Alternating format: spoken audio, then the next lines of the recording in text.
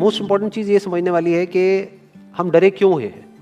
क्योंकि मीडिया ने हमको डरा दिया इस वजह से हम डरे हुए हैं, या सब डरे हुए हैं इसलिए हम डरे हुए हैं, या कोई रीजन है हमारे डरने के पीछे। बेसिकली जो इंफॉर्मेशन है जिसके बेस पे हम सोच रहे हैं वो इंफॉर्मेशन सही इंफॉर्मेशन नहीं है, वो कंप्लीट इंफॉर्मेशन नहीं है, वो इनकम्प्लीट इंफॉर्मेशन है। इस वजह से हम डरे हुए हैं। अगर एक बार क्लियर हमारे पास में इंफॉर्मेशन आ जाए, हमको क्लियरली समझ आ जाए कि एग्जैक्टली हो क्या रहा है, तो हो सकता है हमारा जो डर है वो बहुत ही कम हो जाए या फिर बिल्कुल ही खत्म हो जाए। करंट सिचुएशन ये है कि नियर अबाउट 2 लाख केसेस हो चुके हैं इंडिया में, करीब करीब 5,800 डेथ्स हो चुकी हैं, 40 लाख टेस्ट हो गए हैं। और ये सबसे इंपॉर्टेंट है समझना हमको कि इस टेस्ट का क्या रोल है, जो भी हमारा डर है उससे उसका क्या कनेक्शन है। तो अगर मैं किसी से भी पूछूंगा कि भाई आप क्यों डरे हुए हो, वो कहेंगे कि इसमें डेथ रेट बहुत ज्यादा है। मैं कहूंगा कितना ज्यादा है, तो वो कहेंगे 2 लाख में से 5800 की डेथ हो गई है। तो दैट मीन्स कितना हो गया डेथ रेट, नियर अबाउट 3% हो गया। 3% का मतलब कि 100 लोगों को होता है, उसमें से 3 की डेथ हो जाती है। क्या ये सच है? पहले इसको समझने की कोशिश करते हैं कि 3% ये कितना है।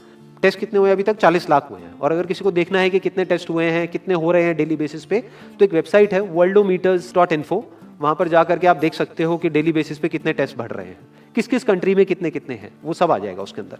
तो अभी टेस्ट समझना जरूरी क्यों है? क्या इंडिया की पॉपुलेशन 40 लाख है? नहीं है। इंडिया की पॉपुलेशन क्या है? 130 करोड़।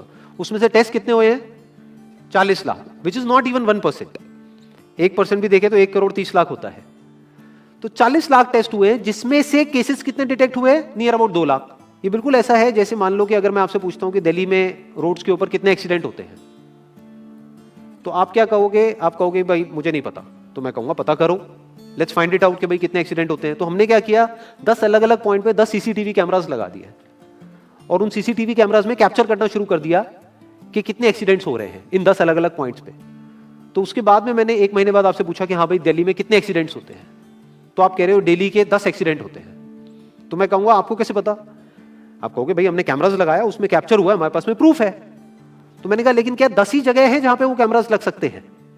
दिल्ली में ऐसी कितनी जगहें हैं जहां पे कि कैमरास लग सकते हैं, लगने चाहिए अगर एक्चुअल में हमको डिटेक्ट करना है। तो सिर्फ ये नहीं ना कि उस 10 के बेस पे हम बोले कि भाई 10 एक्सीडेंट हो रहे हैं, क्योंकि दिल्ली में एक्चुअल में तो हजारों एक्सीडेंट्स हो रहे हैं डेली के। तो ये सारी हमारी कैलकुलेशन ही गलत हो गई। इसलिए इसमें टेस्टिंग का बहुत बड़ा रोल है। मीडिया में जहां पर भी आ रहा है वहां पर डेली ये आ रहा है कि अच्छा कुछ दिन पहले तक 5,000 केसेस आ रहे थे, अब 6,000 केसेस बढ़ गए हैं, अब 7,000 केसेस हो गए हैं, 8,000 केसेस हो गए हैं। बट कोई ये नहीं देख रहा कि उसके साथ साथ में टेस्ट भी बढ़ रहे हैं। तो अब एक्चुअल में डेथ रेट कितना है उसको कैलकुलेट करना बहुत जरूरी है। उसी के बेस पे डिसीजन निकलेगा कि इससे हमको डरना चाहिए या नहीं डरना चाहिए। किसी भी बीमारी से हमको डरना चाहिए नहीं डरना चाहिए, that is not on the basis of कि उसका इलाज है या नहीं है, क्योंकि इलाज तो अभी तक सर्दी जुकाम का भी नहीं है, सर्दी जुकाम की भी कोई वैक्सीन नहीं है। क्या हम उससे डरते हैं? नहीं डरते हैं। क्यों? क्योंकि ज्यादा लोग नहीं मरते हैं। तो सबसे पहले डेथ रेट कैलकुलेट करते हैं कि एग्जैक्टली कितना है।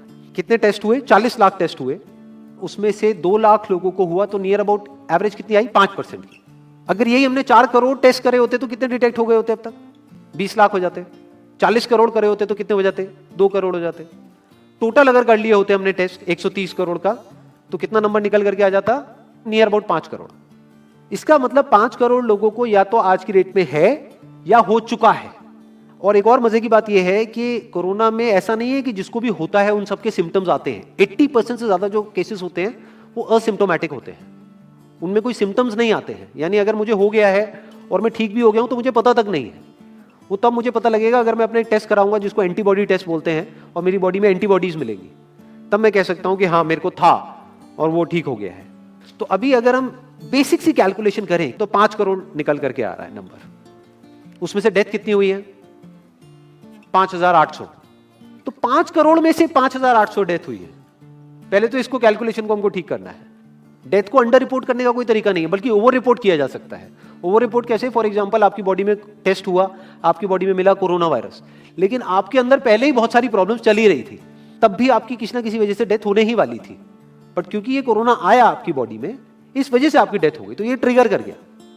तो ये जो 5800 का नंबर है, ये इससे कम तो हो सकता है, इससे ज्यादा होने के चांसेस बहुत कम है। बट एक बार को हम मान लेते हैं कि इतना ही है नंबर, ना कम है ना ज्यादा है, तो कितनी परसेंटेज निकल करके आई? 5 करोड़ में से अगर 5800 डेथ्स हुई हैं तो क्या परसेंटेज निकल करके आई? Near about 0.01%। ये उससे बहुत कम है जितनी डेथ्स हमारे यहां पे होती हैं रोड एक्सीडेंट की वजह से। हर साल की अगर हम एक कैलकुलेशन देखें तो 1.5 लाख से ज्यादा डेथ हो जाती है इंडिया में रोड एक्सीडेंट्स की वजह से। हर 4 मिनट में एक डेथ होती है रोड एक्सीडेंट की वजह से।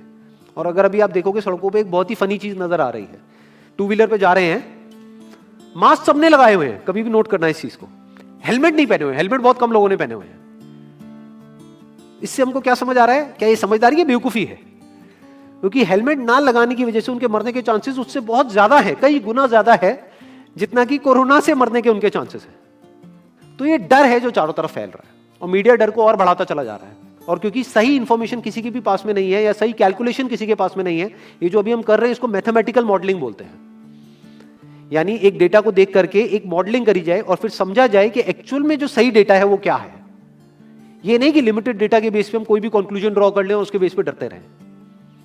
तो अगर इसका डेथ रेट 0.01% है तो हम सब इतना डर क्यों रहे हैं? क्या कुछ और है जिससे हमको डरना चाहिए, जिससे हम नहीं डर रहे हैं, जिसके बारे में कोई बात नहीं कर रहा है, जो इससे लाख गुना ज्यादा भयानक है? मतलब कोरोना से लाख गुना ज्यादा खतरनाक कुछ है जिससे हम नहीं डर रहे हैं और इससे हम डर रहे हैं। वो क्या है जिससे हमको डरना चाहिए? अनएम्प्लॉयमेंट। अभी पीछे कुछ आर्टिकल्स आए थे न्यूज़पेपर में जहां पे एक फिगर आई थी निकल करके, I am not too sure ये फिगर कितनी सही है कितनी नहीं है, जहां पे आया था कि 13 करोड़ लोग अनएम्प्लॉयड हो गए। इस फिगर से हमको डरना चाहिए। 13 करोड़ लोग अनएम्प्लॉयड होने का मतलब हम समझते हैं कि इसका मतलब क्या है? इसका मतलब ये, अगर इकोनॉमी पॉइंट ऑफ व्यू से देखोगे, कि ये जो 13 करोड़ लोग हैं ये अपने जो खर्चे हैं वो अब बहुत ही लिमिट में कर देंगे। जिस बंदे की नौकरी चली गई है, क्या वो जाकर के मार्केट में नए कपड़े खरीदेगा? क्या अपने बच्चों के लिए खिलौने खरीदेगा? ट्रैवल एंड टूरिज्म तो भूल ही जाओ। ऐसी और हजारों इंडस्ट्रीज हैं जिनकी धज्जियां उड़ जाएंगी क्योंकि डिमांड कम हो जाएगी ओवरऑल इकोनॉमी के लेवल पे। जब डिमांड कम होगी तो क्या करना पड़ेगा इन ब्रांड्स को, इन कंपनीज को क्या करना पड़ेगा, इन मैन्युफैक्चरर्स को क्या करना पड़ेगा? अपनी सप्लाई को कम करना पड़ेगा। जितनी उन्होंने सप्लाई कम करी, अनएम्प्लॉयमेंट और बढ़ गया कि आज जो नंबर 13 करोड़ है वो बढ़ करके कितना हो गया, 20 करोड़। यानी पूरा का पूरा लूप बन जाएगा। इस लूप को बोलते हैं रिसेशन, जो ग्लोबली ऑलरेडी रिसेशन आ चुका है। और अगर यही रिसेशन और डीप होता चला जाए तो उसको बोलते हैं डिप्रेशन, जहां से एक इकोनॉमी को बाहर आने में 5 से 10 साल लगते हैं। तो इकोनॉमी का पहले ही बुरा हाल था, प्लस इस कोरोना की वजह से और बुरा हाल हो गया है, प्लस जो रहा सहा हमारा जो अपना डर है वो सिचुएशन को और खराब करता चला जा रहा है। और इस डर को हर कोई बढ़ा रहा है, कोई भी कम करने का काम नहीं कर रहा है। एक्चुअल में अगर आप मेरे स्टैंड पॉइंट से देखोगे तो डरने की कोई जरूरत ही नहीं है, क्योंकि जो डेथ रेट है वो बहुत ही कम है। तो हम डर क्यों रहे हैं? सोचो। बस इसलिए कि डेथ नहीं होनी चाहिए। अगर यही हमारा ऑब्जेक्टिव है कि डेथ नहीं होनी चाहिए, मतलब हम कहते हैं कि किसी की डेथ नहीं होनी चाहिए, तो फिर तो लॉकडाउन परमानेंट हो जाना चाहिए, सड़कों पे निकलना ही नहीं चाहिए, क्योंकि सीधा सीधा 1.5 लाख डेथ बचेंगी। 1.5 लाख लोग जो हर साल एक्सीडेंट में मरते हैं उनको हम बचा सकते हैं ना, उनकी लाइफ बच जाएगी। परमानेंट कर दो लॉकडाउन को। कैसा है आइडिया? ये बिल्कुल ऐसा है जैसे मैंने एक आदमी की एक कहानी सुनी थी, उसके घर में एक चूहा घुस गया, तो उस चूहे को उसने पकड़ने की बड़ी कोशिश करी, लेकिन वो चूहे को नहीं पकड़ पाया। तो एंड में उसने क्या किया, घर पे आग लगा दी, अपने घर में आग लगा दी। उसके बाद भी चूहा तो बच करके निकल गया, घर चला गया, घर जल गया। यही हालत है इसकी, कोरोना की। इस डर को हमको खत्म करना पड़ेगा, तब जाकर के इस प्रॉब्लम का एक्चुअल में सॉल्यूशन निकलेगा, जो रियल प्रॉब्लम है। और रियल प्रॉब्लम कोरोना नहीं है। रियल प्रॉब्लम क्या है? हमारी जो इकोनॉमी है। रियल प्रॉब्लम क्या है? अनएम्प्लॉयमेंट। तो इस वीडियो के थ्रू मैं अपनी एक हम्बल रिकमेंडेशन देना चाहूंगा गवर्नमेंट ऑफ इंडिया को, या जो भी लोग एक पर्टिकुलर पोजीशन पे हैं उन लोगों को, कि हमको टेस्ट करने कम करने हैं, टेस्ट बढ़ाने नहीं है। अभी हम गलती क्या कर रहे हैं? टेस्ट बढ़ाते चले जा रहे हैं, जिसकी वजह से केसेस बढ़ते चले जा रहे हैं, जिसकी वजह से डर बढ़ता चला जा रहा है। गवर्नमेंट क्या एक क्राइटेरिया नहीं बना सकती कि जो क्रिटिकल केसेस है बस उन्हीं का टेस्ट करो, क्योंकि उन्हीं को हॉस्पिटल में एडमिट करने की जरूरत है, तो उन्हीं का टेस्ट होना चाहिए ना। जो वैसे ही ठीक हो रहे हैं, अपने आप ही ठीक हो रहे हैं, जिनको माइनर सिम्टम्स हैं और वो खुद ही ठीक हो रहे हैं, उनका टेस्ट करने की क्या जरूरत है? उससे तो पैनिक और बढ़ेगा। और अगर टेस्ट कर भी दिया तो हम करने क्या वाले हैं? उनको क्या हॉस्पिटल में एडमिट करने वाले? नहीं, घर पे क्वारंटाइन करने वाले हैं। अभी जो क्वारंटाइन वाला फंडा है, ये भी जब बेस छोटा होता है तब तो काम करता है, जब करोड़ों में हो जाता है तब काम नहीं करता है। मैं अगर एग्जांपल से समझाने की कोशिश करूं, जो मेरी थॉट प्रोसेस है उसको इमेजिन करो। ये एक ऐसी सिचुएशन है कि हम एक घर में है और चारों तरफ से बाढ़ आई हुई है, और ये जो घर है हमारा वो ऐसा है, इसको इमेजिन करो, जहां पे हजारों दरवाजे हैं। तो हम क्या करें, इसमें से एक दरवाजे को पकड़ लें और उसी को पक्का करते चले जाएं। ये है क्वारंटीन, और बाकी के हजारों खुले पड़े हैं। एक को हम पक्का करते चले जा रहे हैं क्योंकि यहां से पानी अंदर नहीं आना चाहिए। इंडिया की पॉपुलेशन क्या है? 130 करोड़। टेस्ट कितने हुए हैं अभी तक? 40 लाख। डेली के कितने हो रहे हैं? 1 लाख। महीने के कितने हुए? 30 लाख। साल के कितने हुए? 3 करोड़ 60 लाख। तो यानी कि अगर हमको सबका टेस्ट करना है तो कितने साल लगेंगे? 36 साल। तो जब हमको दिख रहा है साफ साफ कि हम सबका टेस्ट कर ही नहीं सकते, तो हम टेस्ट क्यों बढ़ाते चले जा रहे हैं? या तो सबका टेस्ट करो और सब में से सबको देख करके सबको क्वारंटाइन कर दो। ये बिल्कुल ऐसा हुआ कि वो जो घर है जिसकी मैंने अभी बात करी, या तो उसको हर तरफ से सिक्योर करो कि अगर उसके 1000 दरवाजे हैं तो एक को बंद मत करो, सारे बंद कर दो। तब आप कह सकते हो कि यहां पानी अंदर नहीं आएगा, कि हमने 130 करोड़ लोगों का टेस्ट कर लिया है, उसमें से केसेस निकल गए हैं 6 करोड़ और 6 करोड़ को हमने क्वारंटीन कर दिया है, अब ये आगे नहीं फैलेगा, अब 6 करोड़ से 10 करोड़ पे नहीं जाएगा। बट हमने टेस्ट ही करे 40 लाख, जिसमें से केसेस आए 2 लाख।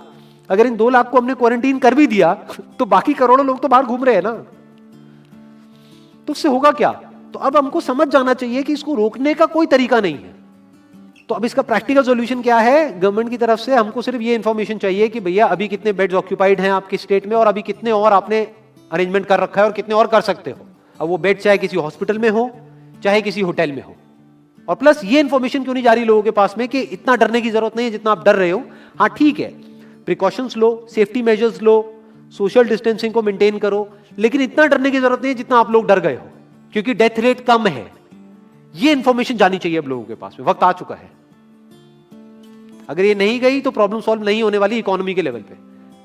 कॉन्फिडेंस खत्म हो चुका है, रियलिटी को हमको पहले समझना होगा। अभी प्रॉब्लम क्या हो रही है? हम कह रहे हैं कि हाँ कंस्ट्रक्शन एक्टिविटीज अलाउड है। गवर्नमेंट को क्या लग रहा है? अलाउड बोल करके सारी प्रॉब्लम सॉल्व हो जाएगी। अलाउड तो हो गई, बट मेरे जो फ्रेंड्स हैं जो कंस्ट्रक्शन इंडस्ट्री में हैं वो बता रहे हैं कि लेबर ही नहीं है, लेबर सारी अपने गांव चली गई है। तो अब कौन कंस्ट्रक्शन करेगा वहां पे? अब ये लेबर चली तो गई है, इसको वापस कैसे बुलाओगे? मीडिया में अगर रोज ये दिखेगा कि केसेस बढ़ रहे हैं, केसेस बढ़ रहे हैं, केसेस बढ़ रहे हैं, वापस आएंगे वो लोग? 1 से लाख नहीं आएंगे। तो उनको मीडिया में क्या दिखना चाहिए, न्यूज में क्या दिखना चाहिए? कि अब ये प्रॉब्लम सॉल्व हो रही है। तो लोगों के अंदर का डर निकलना चाहिए। यानी जो भी मैंने अभी तक कहा, अगर मैं उसको सम अप करूं तो वो क्या है प्रैक्टिकली, अगर पॉइंटर्स में सॉल्यूशन देखा जाए। नंबर 1 मोस्ट इंपॉर्टेंट, टेस्ट धीरे धीरे हमको कम करने हैं, बढ़ाने नहीं है।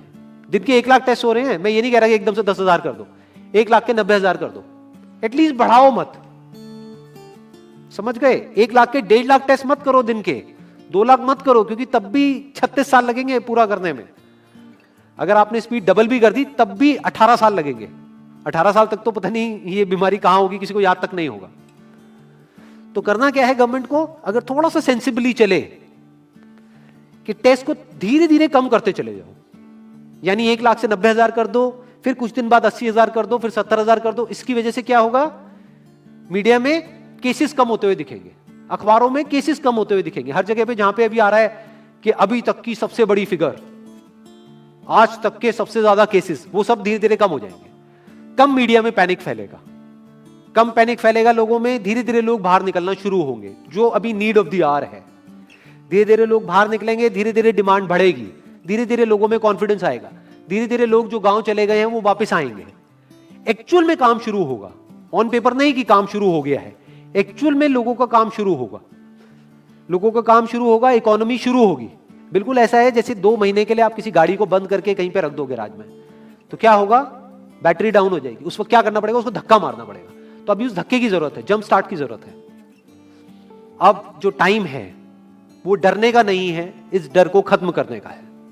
क्योंकि कोरोना ने जितने लोगों को नहीं मारा, ये डर मारने वाला है असलियत में। तो अब इस डर को खत्म करने का टाइम आ गया है।